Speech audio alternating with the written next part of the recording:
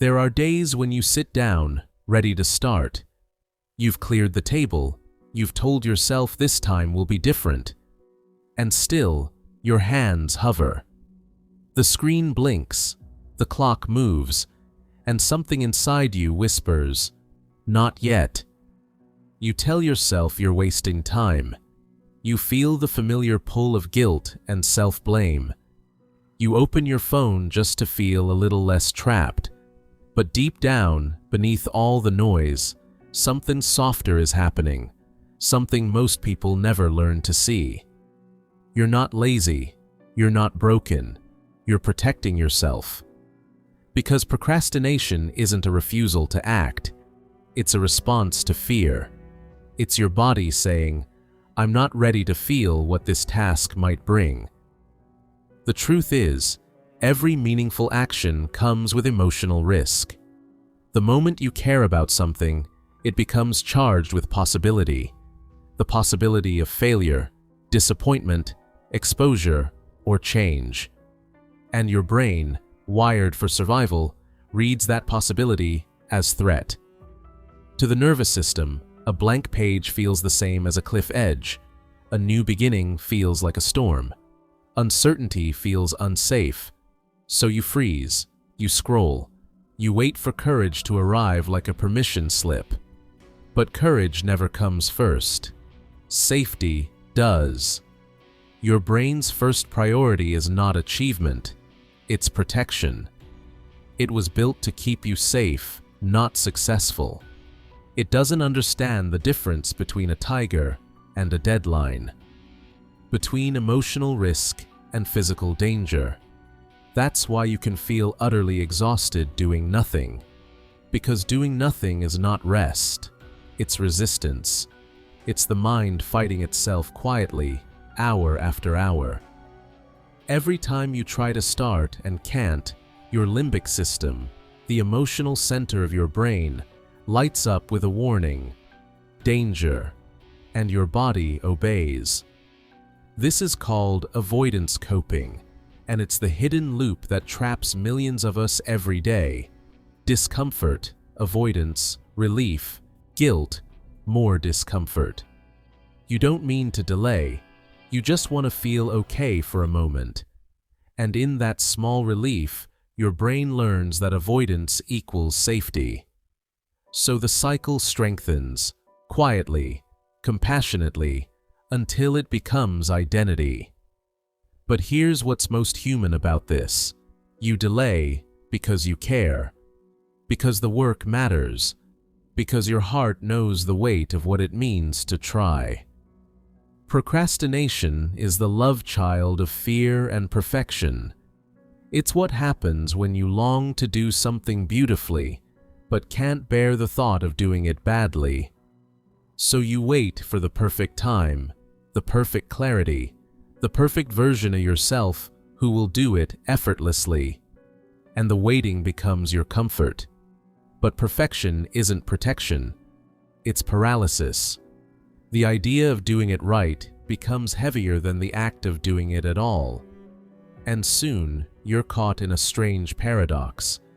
You avoid the pain of failure by creating the pain of delay. Every moment of avoidance erodes something fragile, trust. You begin to doubt yourself. You tell yourself, "I can't stick to anything." You begin to fear your own promises, because each "I'll start tomorrow" feels like a lie you've told too many times. And it hurts, doesn't it? The disappointment isn't in the work, it's in yourself. But what if that disappointment wasn't failure? What if it was fatigue? The fatigue of trying to move through fear without feeling safe first. You can't heal procrastination with more pressure. You can't out-discipline a brain that's scared. You can only teach it safety, slowly, softly, with patience. Start small. Not because you lack ambition, but because smallness tells your brain, this isn't dangerous. 5 minutes, one sentence, one small step, and then another. This is how healing begins. not through willpower, but through self-trust. Every time you show up, even for a few moments, you prove to your nervous system that effort is survivable. That motion doesn't equal danger. That progress and peace can coexist. And over time, something shifts. The brain that once froze begins to soften. The fear that once screamed begins to hum. And that small hum becomes rhythm. The rhythm of movement, of creation, of life returning. Perfectionism whispers, "You must do it all now." Healing whispers, "You can begin again." You don't need to do everything in one day. You don't need to fix years of self-blame in one burst of productivity. You only need to build a gentle consistency, to treat your delay not as disobedience, but as communication. Every time you pause, ask yourself, what am I protecting myself from right now? You'll find that behind the guilt, there's often tenderness. The part of you that's terrified of failing again, the part that still remembers when trying led to pain. That part doesn't need discipline. It needs reassurance. It needs to hear, "I'm here. I'll stay. We can do this together." Healing procrastination isn't about becoming faster. It's about becoming safer. It's about slowing down enough to listen to the emotion beneath the avoidance. Because when you listen long enough, you'll realize you were never resisting the task. You were resisting the feeling of being unready, unseen, unworthy. And once that feeling is met with compassion, the work no longer feels so heavy. You begin to move, not from guilt, but from groundedness. This is what psychologists call emotional regulation, learning to calm the body before you command the mind. Once your body feels safe, your focus returns naturally, not forced, not frantic, just fluid. And here's the quiet miracle. You don't have to start over, you only have to start again. Starting again means forgiving the pauses.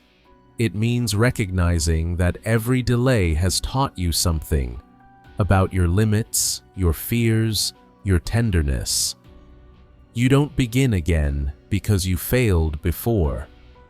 You begin again because you've learned how to begin gently. You've learned that rest isn't regression, that pausing isn't quitting, that even silence can be a form of preparation. And maybe that's what growth really is, not in how quickly you act, but in how kindly you return to action. You are not behind. You are unfolding. You are not unmotivated. You are relearning safety. Every small act of effort is a love letter to your future self, a quiet promise that says, "I'm still trying, and that's enough." Procrastination will visit again. Fear will return. The stillness will feel heavy. But this time, you'll know it's not the end. It's a message. When that whisper comes, when the mind says, "Not yet," you can answer softly, "I understand. But I'll start anyway." And that small act, that one decision to move while afraid, is the beginning of freedom. Because healing procrastination isn't about doing more. It's about finally seeing yourself with kindness. It's about remembering that your worth was never measured by the things you finished, but by the courage it took to begin again. You don't have to feel ready to begin. You only have to begin to feel ready.